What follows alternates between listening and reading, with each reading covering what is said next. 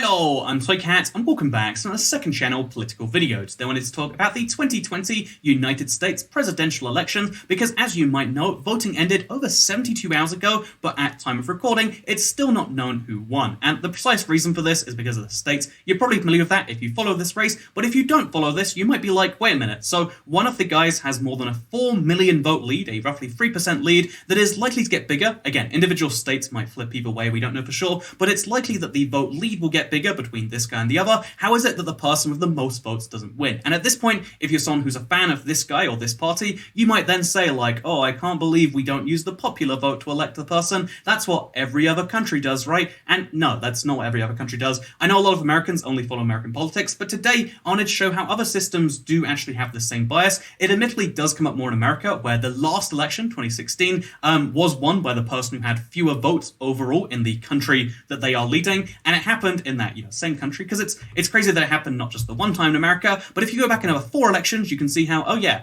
person with the most votes, person who won the election, different people. And yeah, the fact that it's very common in America is kind of unique and interesting by itself, perhaps we could say, but I do want to mention that it's not exclusive to America, and let's prove why. So first of all, let's talk about Italy. This is a, like a fun example, because it's not technically the person with fewer votes, but if you look, in Italy, the party that won had 10,049,000 votes. The party that came second had 9,923,000. So in other words, it was very neck and neck, and you might expect that, like, okay, so how's that going to go down? I mean, like, because of the, I guess the kind of, it's kind of like more like a House of Representatives situation. But if you look at the number of seats they got as a result, they got 345 for getting just 100,000 more votes. In other words, that tiny lead in terms of votes they got led to a 3 times lead in terms of the number of seats they got. But you might say either, oh yeah, well they still shared some power. It's not quite the losing party winning, and you know what? Italy's an unstable place anyway. We don't want to model our systems of them anyway. So let's look at a country of a stable history, perhaps 700 years of democracy. Let's look at the UK, where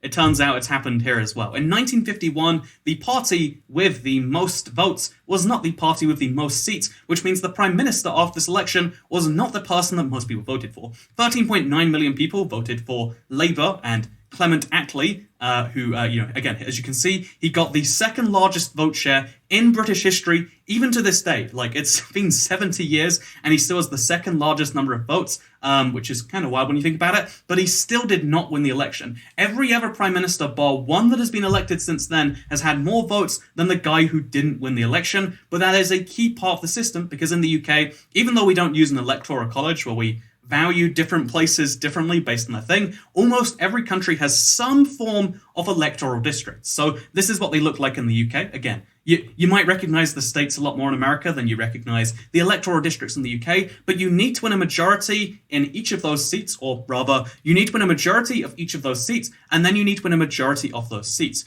Even though the Conservative Party, who only got 13.7 million as opposed to 13.9, both pretty huge vote shares, by the way, but even though they only got 13.7 million votes, they spread them more evenly across the seats. And that is kind of, and I guess in the UK's case, it's kind of an accidental purpose of it, because every one of these seats should have roughly the same number of people. But the idea to me seems kind of solid, that like, oh yeah, you need to win not just a majority of people, but a majority of different groups of people. People who live in Scotland see themselves as very different to people who live in the southwest of England, who see themselves as very different to people who live in the east of England, who see themselves as people very different people who live in the north. And the sorts of policies that might go down really well in 5 separate groupings over here, even though it's the same as 5 separate groupings up here, they're going to have very different policy implications. So you can see that, like, winning a majority of those is almost it's a part of the system that we didn't rally against. In 1951, we didn't go, oh my god, this is a disgrace, let's never do this again. Parties adjusted the system, and then eventually, it took some years, but eventually, the Red Party, the Labour Party in the UK, did eventually win power again under that system of winning the majority of not only, votes in the country, but of seats in the country. Actually, it looks like in this case, they won a majority by 1 seat when they next gained power, so by winning, more evenly spread across the country. So there you go. Fun fact with Toycat. So it's not just the UK, and you might be like, okay, 1951 though, Toycat, a little bit of a stretch, don't you think? I mean, that doesn't happen in modern countries. Only the US is bad enough to have the person with the most votes commonly lose, maybe even including 2020, 3 times in 20 years, All these other examples are way back, except allow me to introduce you to the 2019 Canadian federal election. Can we agree 2019 was recently? I know it feels like years and years ago, but this was, a year and like 3 weeks ago. Can we say that was within the realm of recency? Can we just do that? Okay, we can. So in the 2019 Canadian, again, it's on the same continent. It's America's closest, neighbor, but the party with the most votes was the Andrew Scheer's Conservative Party with 6.2 million, whereas the Liberal Party got 6 million. As you can see, without any electoral college, without any kind of distortion of vote, power in that way. The Conservatives got most seats, but most votes, but they didn't get most seats. They got 121 seats to the Canadian Justin Trudeau. That's you probably know him, who runs the Liberal Party, which is kind of a centrist, maybe centre-left party.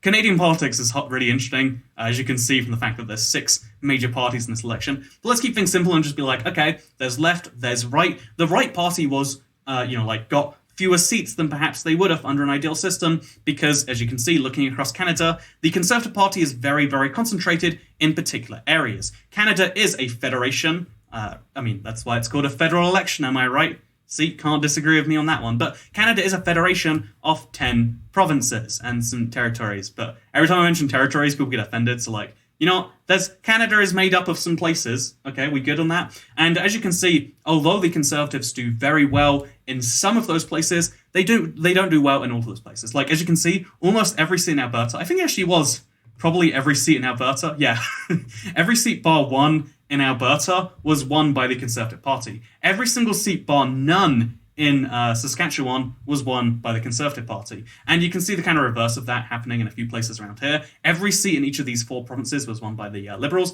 But because the Conservatives didn't do so well in the East, they won no seats in the Maritimes, 10 seats in Quebec, which is some, I guess, and then very few seats in Ontario. It means that as a result, they're basically a Western-focused Canadian party. They didn't get their equal number of seats, and although I would totally say, yeah, it kind of sucks that the system works that way, again, now it's benefited the opposite end of the political spectrum. It's again, if you wanted to make this American, this would be Republicans and Democrats, although they're not as ridiculous and extreme and all like, people don't hate each other for even thinking about the other party over there. But, you can make the comparison there is like, oh yeah, just because it benefits or loses one party at a time, the idea of having to get a majority of not just people, but the country, it seems like two things that, again, I'll come back to this in a little bit. It seems like very different things. And it's interesting because the solutions to this aren't very clear. Like, again, it seems like a weird thing to distinguish between the majority of people and the majority of the country. Because, for instance, the entire, both the coasts in the United States are very blue. It doesn't take a genius to tell you that, oh yeah, look at these vote shares, 57, 59, 64%. And then if we look at New York, this side, it's 55 and 58, 49. And you can see the vote share margins and how big they can be in certain places. But instead, it should be important to have a leader that can actually gain a decent majority of people across the country. I mean, right now you can see there's just this center wave that cuts across like that clearly believes a very different set of policies to the wave over there. And although I think the Electoral College is probably a bit mismatched, the problem with the Electoral College is it doesn't do its intended purpose. If you think its intended purpose is to help small states, no one goes to Montana to campaign. Nobody goes to Wyoming, which by the way has the most electoral votes per person, because it's so heavily Republican. Again, it doesn't matter who goes there. The Republicans are winning that one regardless. And that's the problem with this. The Electoral College doesn't do the intended system of dividing in that way. So that's the reason I think there's a problem. If you want to have a system where the majority of states need to vote for something, because I think, districts makes a lot of sense. But the problem with America is you already have a district-based thing. This is the House of Representatives, which, as you can see, even though the popular vote in America clearly has one leaning more than the other, you can start to see the House where, again, they take it into evenly sized districts of roughly 700,000 people, although, again, there's some places like Wyoming where it's less, but to keep things simple, this is roughly 700,000 people per area, and you can see how, majority of areas, even though they're much less populated, vote one way, and even in the, the bluest of the states, we look at New York, and it's still oh yeah, there are lots of areas within those states that have different feelings, and I think that is something you need to represent. One of the problems right now of the system where you go by states are kind of monoliths in their own way. Texas has 20 something million people. I don't even know the number. California has just under 40 million people living in there. The 4 million people who cast a vote for the Republicans, their votes are worthless. The votes of the people who live in the rural areas. Rural California is very different to rural Utah, for instance, or rural Wyoming. Their votes are effectively ignored in that way. The urban votes in Texas, or the blue votes, the 5 million people who voted for Joe Biden, even though they're closer in that way, you can see they're oh yeah, when you vote blue over here, your concerns aren't noted so much. The federal concerns as to the metropolitan areas in Texas aren't seen as so important. Only the places that are always front and center are the ones that have this knife edge, and they aren't the smallest states. If you look at the states that mattered in this election, the states that were kind of close, you could argue Texas is there. I think it's getting closer and closer every election. So the second most populous state is one that people had to go to anyway. If you're the sort of guy who's oh yeah, well, the problem, to account what you're saying, if you divide America into a bunch of different equally population-sized things, people just go to where there's the most population in the small area, and they'll start doing it that way. But the problem with that argument is well, if you look at the states that mattered most this election, Georgia and Pennsylvania, the people are still looking on as I record this video. This is the 5th most populous state. This is the 10th most populous state. Those elections count way more than wherever you live in one of these areas. These areas are all just foregone conclusions. The smallest swing state was Iowa, and even then, it doesn't look much of a swing state anymore, does it? If we actually look at the states that mattered, it's oh yeah, the second most populous, the third most populous is a swing state. The 5th most populous, the 7th most populous, and then there's the 10th most populous. The states that people, if you win all of those swing states together, it pretty much doesn't matter what else you do, because if you're blue, California's voting for you anyway. If you're red, Wyoming, Montana, North Dakota, South Dakota, they're voting for you anyway. And that's a shame, because the people who vote, blue or in those areas and red in those areas aren't properly represented. So there is a solution to this. So allow me to show you one more country where there was an election that, the person with the more votes didn't win. As you can see, Tony Abbott's Blue Party in Australia in 2010 got fewer votes than the Red Party, and yet they still got the same number of seats. So in other words, he got fewer seats per vote. But that's because they use it's called the two-party preferred vote. Basically, you can vote. Again, they've got a transferable vote system where oh yeah, you vote for a party, and then if they don't win, it gets transferred over. So even though more people voted for the more people liked the Blue Party more people were willing to vote for enough party and then say, okay, worst case scenario, I'll take the Red Party, right? That system means that although, it was actually pretty close to a tie once you see that, 50.12% versus 49.88%. But and as a result, that's a system that allows people to feel their concern, vote their third party if they need to, and then do a thing. But for America, that doesn't really help. When you've got states as big as Texas, if you look in this state, you can see that 1.1% of people voted for a third party. Those votes went nowhere. If you actually, if we look at Georgia in particular, assuming that there was any leaning to the people who voted for the Libertarian Party, they could have decided that you can give them the power. Give everyone the power to decide equally. Maybe you say to yourselves, I don't want the Libertarians deciding who's my president. Well, it's there's one option for you. The other option, because the thing about America that makes it very unique, a lot of countries get this mixed up, is unlike the United Kingdom of Great Britain and Northern Ireland, where it's a pretty relatively small country, even though the concerns of Highland Scotland and Southwest UK, the furthest points apart, even though they are pretty different, they, there's a much bigger difference you're going to get between Alaska, Hawaii, New York, Florida, and Wyoming. It just fundamentally is going to be true. So you need to kind of account for that in some way, but and therefore have a system where you elect a president based on the states. But the thing is, America already gives a lot of power to the states. Every state gets 2 seats in the Senate. There's 50 seats. There's 50 states, so you get 100 seats. The Senate is already representing the states super well. That is just a fundamental thing that works of the Senate. It's meant to represent the states. So the states are represented by this. Theoretically, the people are represented by the House, although not really, I would say.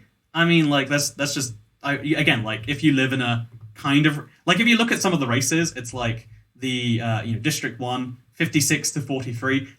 You can see how close some of these actually get. 53 to 46. The fact that they get so close in so many of these different races, right? If we go to Idaho, Idaho is probably a pretty red state, right? You're not not wrong about that. Actually, let's go to Nevada. That's where I'm at right now. You can see like how close some of the you can see how close some of these races are. There we go. And therefore, the 45.9% of people who just vote for an opposing party don't get any representation. So I think there needs to be. I think if I was in charge of America, which I'm not, I'm a British person who is indeed going to be kicked out of America in the next couple of weeks. But if I was in charge of America, if I was king for a day, I'd recognize that the idea of giving land area some form of power to represent different wants it's a thing countries do. Again, it seems wrong to not say that every vote is equal, and I do think that there should be some system where every vote is equal. One of the three branches needs to be done that way. It's not the House, it's not the Senate, and it's not the President for whatever reason.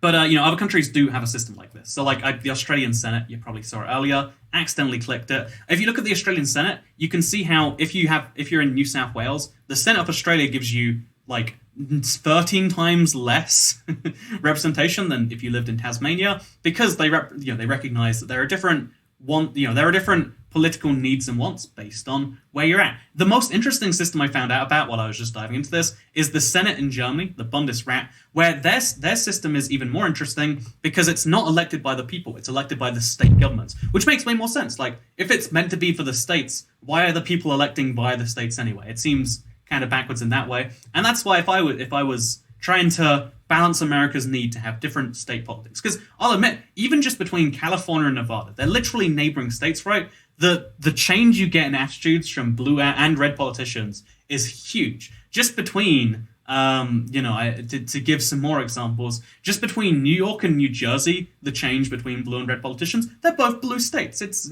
and I can imagine it's even more extreme when you look at like Ohio to Pennsylvania. I can imagine it's more extreme between Illinois and Missouri. I mean, I can confirm based on my brief experiences in both those places. The interesting difference you see in governance and between the ideas they're presenting.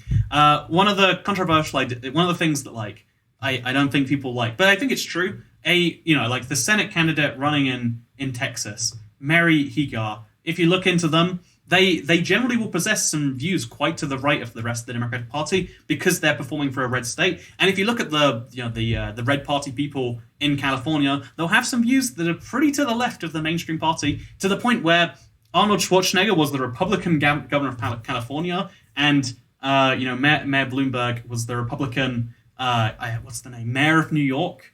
But they're both Democrats nationally, and maybe you could even argue left of the Democrats on specific issues because of the fact that America has very different needs on a citywide level, to a countywide level, to a statewide level, to a countrywide level, and that's something you need to recognize in your system. So what I would do if I was American is I would say, to simplify things, I'd be like, how about you use our system where you just have whoever wins the most districts in the House, their party is the president. People elect a president right now. The people who voted for president, Joe Biden or Donald Trump, the people who voted for these two people, they probably did so on the premise of like, oh yeah, I think that he's going to lower my taxes in some way. He's going to boost I don't know what his policies are. Something about police, maybe, right?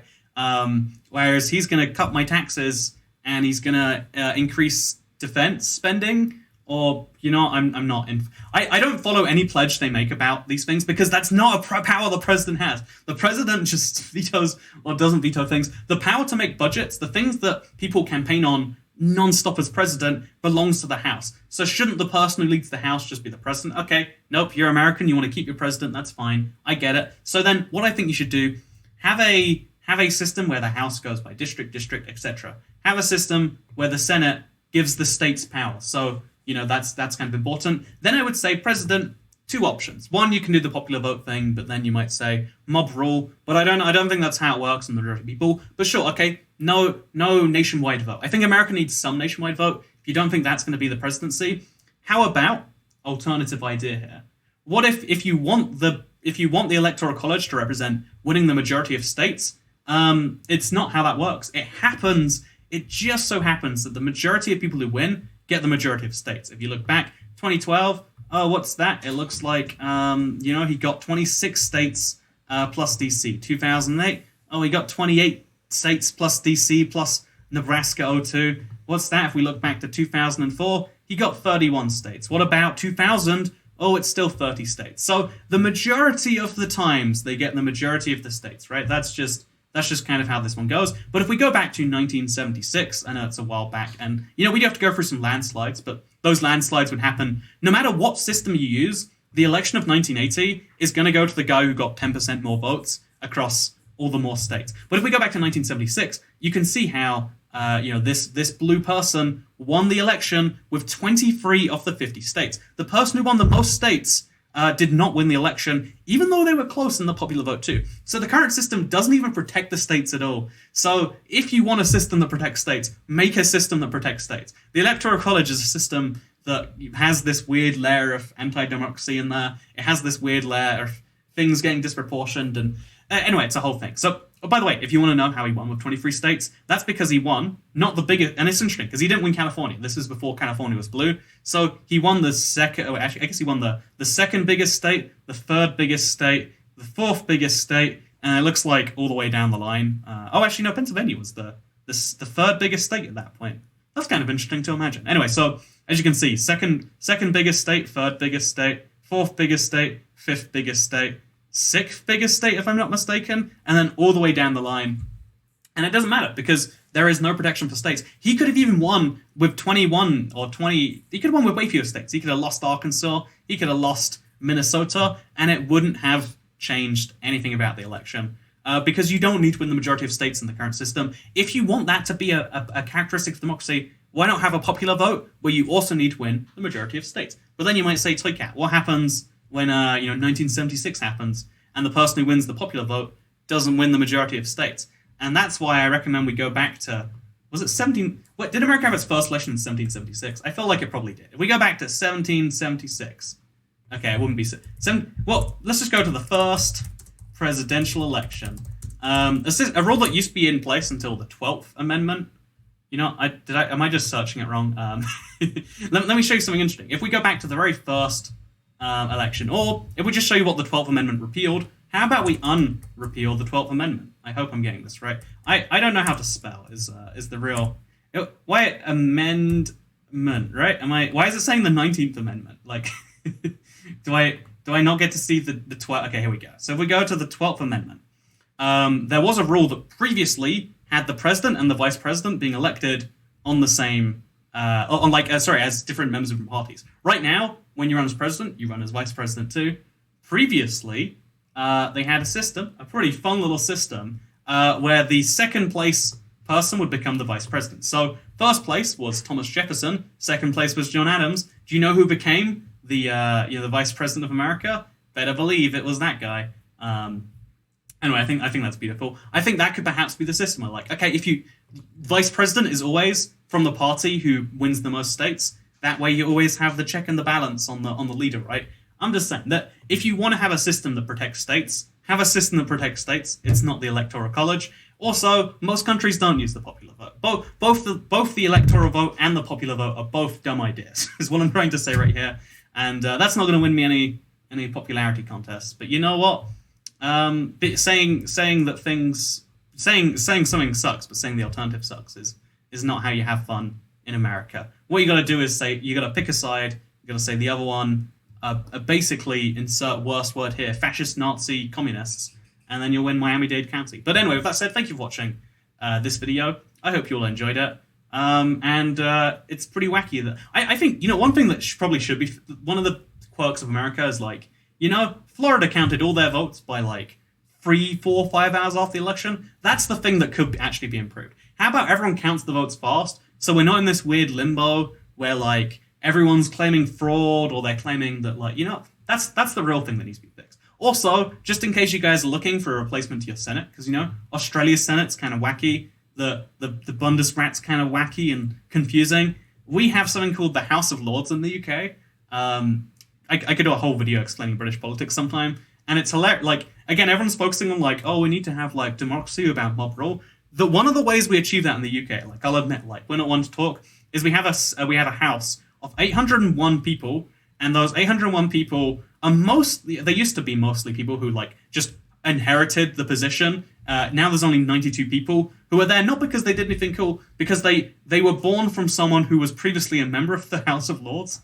Yes, that's real. And it gets even crazier because 26 of the people are called the Lords Spiritual. They're just important bishops from across the country. 26 of our politicians are literally bishops, but it gets even better because the way you get in there is you just get like, you know, famous people are just, become life peers.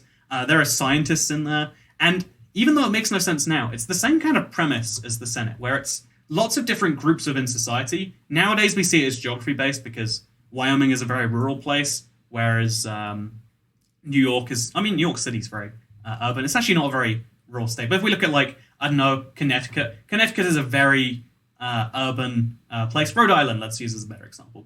Rhode Island's a very urban place because it's mostly just cities, and therefore their needs are going to be very different to the needs of Utah. Vermont is a place that has some very different needs to the needs of Oklahoma, and as a result, you're kind of trying to make both of them count in different ways.